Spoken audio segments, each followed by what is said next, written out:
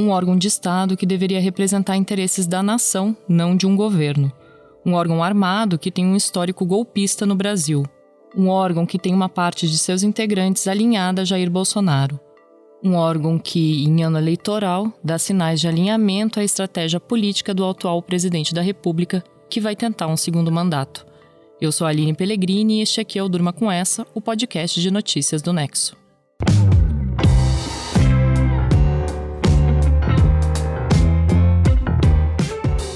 Olá, eu sou o Conrado Corsaletti, estou aqui com a Aline para apresentar esse podcast que vai ao ar de segunda a sexta, no fim da tarde e início da noite, sempre com notícias que podem continuar a ecoar por aí.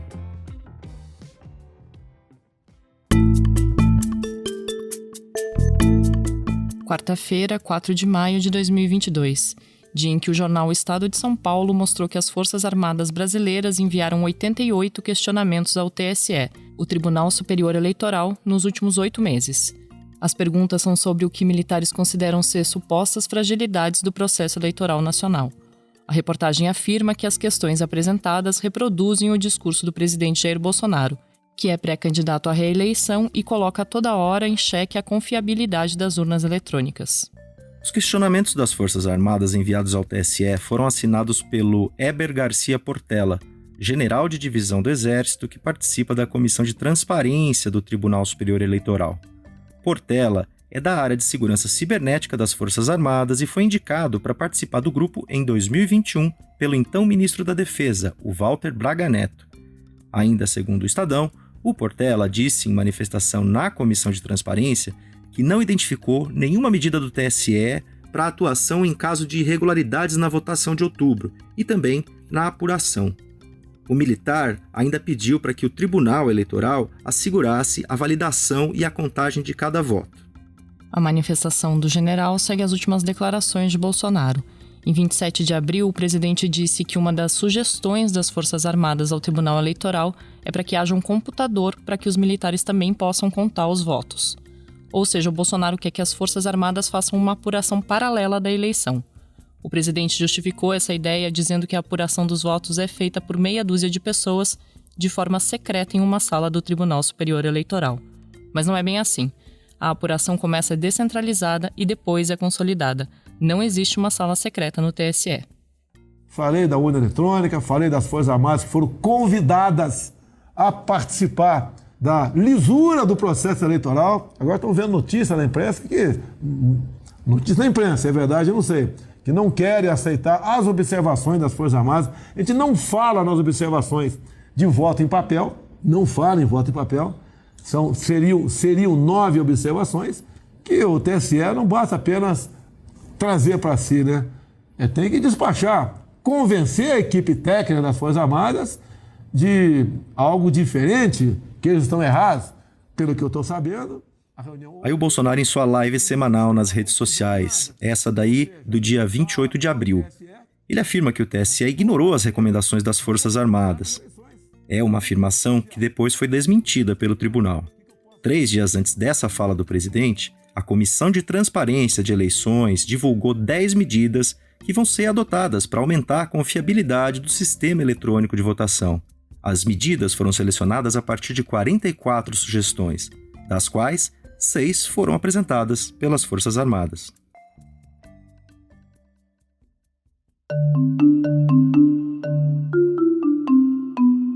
Bolsonaro estava com a popularidade em baixa no primeiro semestre de 2021, quando intensificou seus ataques sem prova à credibilidade das urnas eletrônicas e condicionou a realização das eleições de 2022 à implementação no Brasil do chamado voto impresso.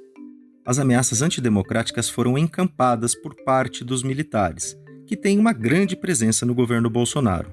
Eles ajudaram a levantar a bandeira do voto impresso. Esse apoio veio de militares da ativa, que estão a serviço das Forças Armadas, e da reserva, que já não estão a serviço. E muitos deles ocupam cargos-chave na máquina pública no governo Bolsonaro, ocupam o primeiro escalão do governo. Da ativa, por exemplo, o comandante da aeronáutica, o brigadeiro Carlos de Almeida Batista Júnior, curtiu um post no Twitter no qual um usuário pedia a intervenção das Forças Armadas para aprovar o voto impresso. Os militares da ativa são proibidos por lei de se manifestarem publicamente de forma político-partidária. Da reserva, o general Luiz Eduardo Ramos, atual ministro da Secretaria-Geral da Presidência e então ministro da Casa Civil lá em 2021, defendeu publicamente o que chamou de voto auditável. Também da reserva, o general Walter Braga Neto foi outro que passou a militar pelo voto impresso. Militar aí no sentido do verbo, não do substantivo. Ele afirmou que sem voto impresso não haveria eleições, segundo uma reportagem do jornal O Estado de São Paulo. Depois que essa reportagem veio a público, o Braga Neto negou ter feito a declaração. Atualmente, o militar está quase confirmado, segundo o próprio presidente, como vice na chapa à reeleição. O Clube Militar, o Clube Naval e o Clube de Aeronáutica, que reúnem oficiais já na reserva, também ficaram do lado de Bolsonaro. Eles defenderam o voto impresso e chegaram a repetir os argumentos que o presidente apresentou durante live para contestar a credibilidade das urnas. Essa live ali de meados de 2021, em que o presidente prometia apresentar as provas de fraude nas urnas, foi considerado um fiasco. O Bolsonaro apresentou como prova apenas rumores já desmentidos, que circulavam há anos na internet. Em resposta à iniciativa do presidente, o TSE e o Supremo Tribunal Federal abriram inquéritos contra ele. Aí, em 10 de agosto de 2021, aconteceu algo peculiar. O Congresso ia votar uma proposta de emenda à Constituição que pretendia implantar no país a impressão do voto dado na urna eletrônica, o chamado voto impresso. Enquanto os parlamentares discutiam a proposta, as Forças Armadas desfilaram perto do Congresso com tanques de guerra, num evento acompanhado por Bolsonaro e entremeado por gritos de apoiadores do presidente pedindo por uma intervenção militar. Parlamentares da oposição ao governo viram a ação como uma tentativa de intimidação. As Forças Armadas alegaram que o desfile não passava de uma cerimônia protocolar para convidar o presidente a assistir à Operação Formosa, um tradicional exercício da Marinha. Esse desfile costuma ser feito anualmente pela Marinha, mas não no centro de Brasília, ali do lado do Congresso, como foi em 2021. A ordem para o evento ocorrer na Praça dos Três Poderes teria sido dada pelo próprio governo. Na votação em plenário, os deputados rejeitaram a ideia de criar o voto impresso no Brasil. Em novembro de 2021, o TSE realizou o teste público de segurança. Evento permanente do calendário eleitoral, o teste dá oportunidade a especialistas em cibersegurança interessados em identificar eventuais necessidades de atualização do sistema ainda no ano anterior ao ano eleitoral. O Exército foi convidado para participar desse evento, mas não mandou representante. Segundo o canal CNN Brasil, parcela significativa das Forças Armadas acredita que o próprio teste, da maneira como é realizado, não é capaz de assegurar se a urna eletrônica é realmente segura. As razões para essa desconfiança não ficam muito claras. A credibilidade do sistema eletrônico já foi atestada por entidades como a Associação Nacional dos Peritos Criminais Federais, vinculados à Polícia Federal, e o Tribunal de Contas da União.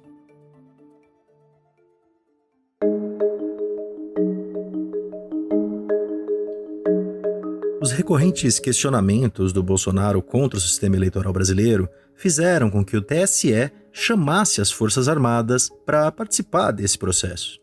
A Comissão de Transparência das Eleições, criada em 2021 pelo então presidente do tribunal, Luiz Roberto Barroso, foi instituída logo depois da crise de 7 de setembro, em que o Bolsonaro fez o seu mais duro ataque às urnas e ao Supremo Tribunal Federal. O objetivo do grupo de transparência é ampliar a participação de especialistas, representantes da sociedade civil e instituições públicas na fiscalização e auditoria do processo eleitoral. A ideia é resguardar a integridade das eleições. Com a comissão, o tribunal abriu as portas de forma inédita aos militares. Uma das 12 cadeiras do grupo foi disponibilizada para um indicado do governo e agora é ocupada pelo general Portela. Depois, o general da reserva Fernando Azevedo e Silva foi chamado para ser diretor-geral do TSE. Ele aceitou o cargo inicialmente, mas depois desistiu alegando motivos pessoais. E agora se vai pretender usar as Forças Armadas para atacar. Gentilmente convidados para participar do processo estão sendo orientados para atacar o processo e tentar desacreditá-lo. Nessa fala do ministro Luiz Roberto Barroso que a gente acaba de ouvir, ele não diz claramente, mas fica implícito que quem está dando essa orientação é o governo Bolsonaro. Foi uma declaração dada pelo Barroso em 24 de abril agora, de 2022, durante um evento acadêmico. Essa manifestação do Barroso gerou uma forte reação dos militares. General da Ativa e ministro da Defesa, o Paulo Sérgio Nogueira de Oliveira, disse que a afirmação foi uma ofensa grave e sem base em provas. Colegas fardados repetiram as críticas. Um deles chegou a dizer que o Barroso tinha cometido crime militar.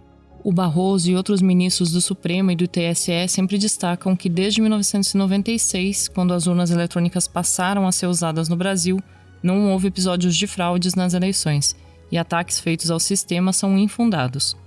Ou seja, a discussão sobre a segurança das urnas é uma não questão, segundo Barroso. É um não problema criado por Bolsonaro para ser usado como estratégia eleitoral, segundo boa parte dos analistas políticos. Uma estratégia para manter os aliados mobilizados, o judiciário na defensiva e para contestar o resultado das urnas caso eles não agradem o presidente.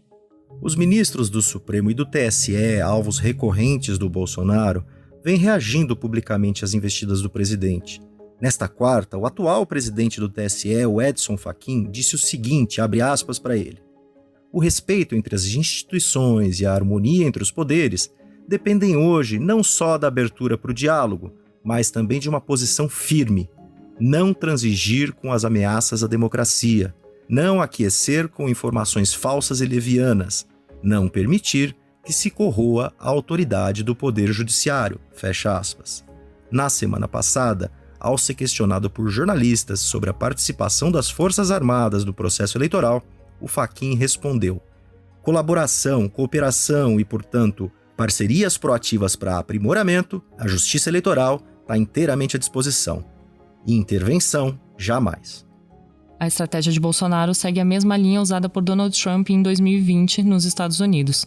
Tentando a reeleição, o então presidente atacou o sistema eleitoral americano, disse que havia fraudes e que a vitória do adversário Joe Biden estava manchada por essas fraudes. Mas o Trump nunca apresentou provas. Incitou seus apoiadores a invadir o Congresso americano num episódio que deixou 5 mortos e manteve o trumpismo vivo, mesmo fora do governo. A diferença é que nos Estados Unidos, as Forças Armadas não aderiram ao discurso de Trump. No Brasil, os sinais dados até aqui mostram que os militares não são apenas usados no discurso do Bolsonaro para validar as ameaças ao judiciário e ao sistema eleitoral. Os sinais são de que as Forças Armadas concordam com o discurso do presidente.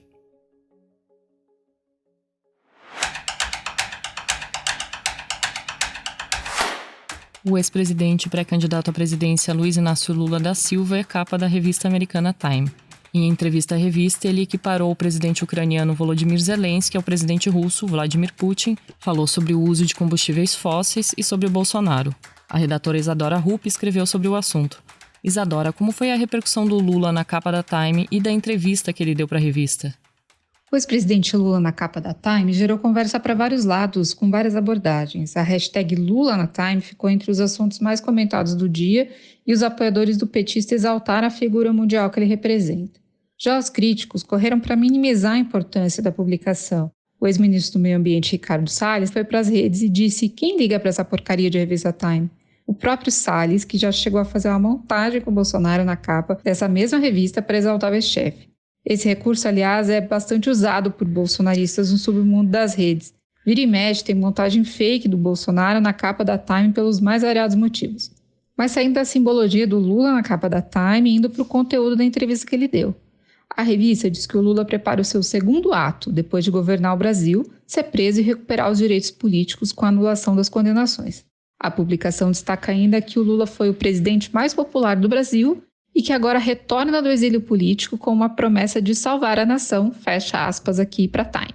Também destaca que o Lula falou à Time sobre Ucrânia, Bolsonaro e a frágil democracia do Brasil. A parte da Ucrânia foi a que mais repercutiu por aqui, especialmente o trecho em que, depois de condenar a invasão russa, o Lula diz que o presidente ucraniano Volodymyr Zelensky quis a guerra. Se não quisesse a guerra, teria negociado mais, disse o ex-presidente. O petista ainda afirmou que o Zelensky é tão responsável pela guerra quanto o Vladimir Putin, presidente da Rússia. A declaração sofreu uma enxurrada de críticas no Brasil. O PSDB, por exemplo, disse que esse posicionamento reflete a preferência do petista por regimes autoritários. A ex-embaixatriz da Ucrânia no Brasil, Fabiana Troneco, disse que o Lula deve desculpas a Zelensky. Já o jornalista Kennedy Alencar, do portal UOL, saiu em defesa do Lula e disse que a fala lida com uma questão geopolítica complexa, e é correta, pois existem atores políticos que contribuíram para a invasão russa. No site G1, o jornalista Valdo Cruz destacou que tem aliado do Lula, dizendo que ele está abusando do direito de errar. Isso porque o ex-presidente já deu outras declarações anteriores que causaram controvérsia. Isadora, esse tipo de declaração prejudica a campanha do petista, somada a outras declarações recentes, chamando a elite de escravista, dizendo que a classe média brasileira é ostentadora e incentivando os sindicalistas a protestarem na Casa dos Deputados. É algo que tira votos dele? As falas do Lula prejudicam o ex-presidente justamente no campo em que ele ainda precisa buscar eleitores, os que estão mais alinhados ao centro e não decidiram o voto.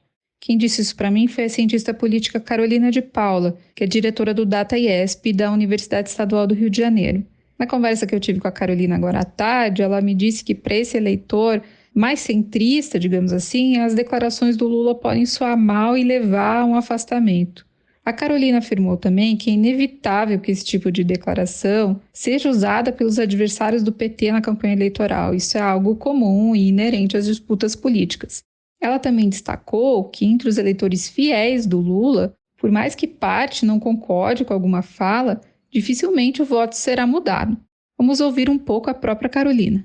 A grande maioria, pelo que mostra as pesquisas, que fala que vai votar no Lula, diz que vai votar no Lula sem dúvida. Então, assim, não vai mudar de opinião. Então, é pouco provável. Claro que ele pode perder algum voto. Esses temas tangenciais, tirar voto do seu próprio, o voto já consolidado, digamos assim, eu acredito que o impacto seja muito pequeno. Eu acho que o impacto é realmente nesse campo aí que está em disputa ainda, esse eleitorado. As pesquisas mais recentes colocam o Lula na liderança, na casa dos 40 e poucos %. Bolsonaro em segundo lugar, em torno de 35%. A ver como vêm os próximos levantamentos. Esse texto da Isadora você vai poder ler em nexojornal.com.br.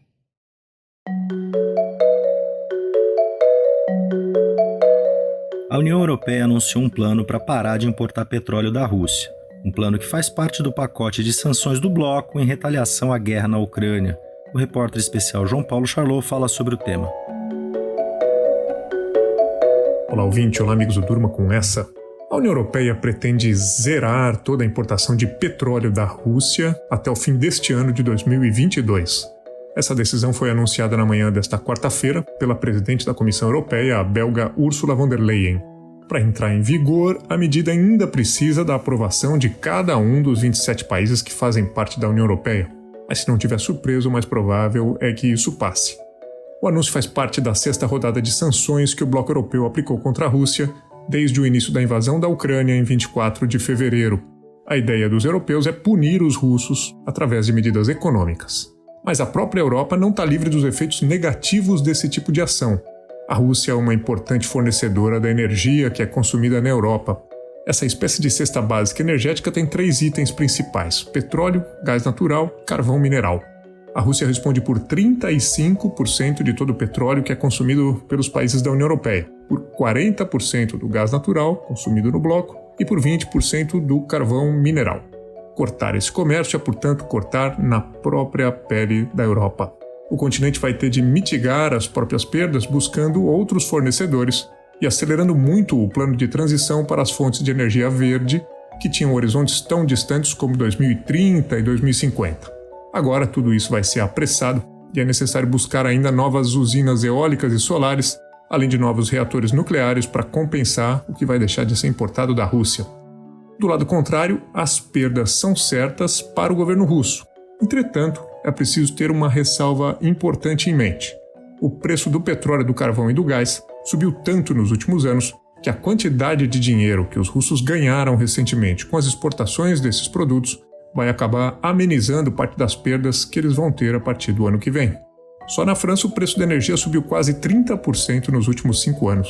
Agora é ver como essas peças se acomodam nos 5 anos seguintes e num longo futuro incerto ainda por vir.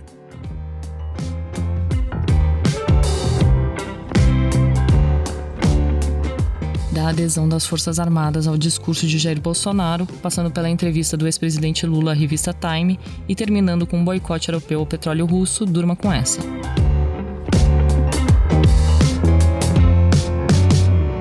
Com o roteiro de Aline Pellegrini, produção de Conrado Cursalete, participações de Isadora Rupp, João Paulo Charlot e edição de áudio de Roberto Soares, termina aqui mais um Durma com essa. Amanhã tem mais, até.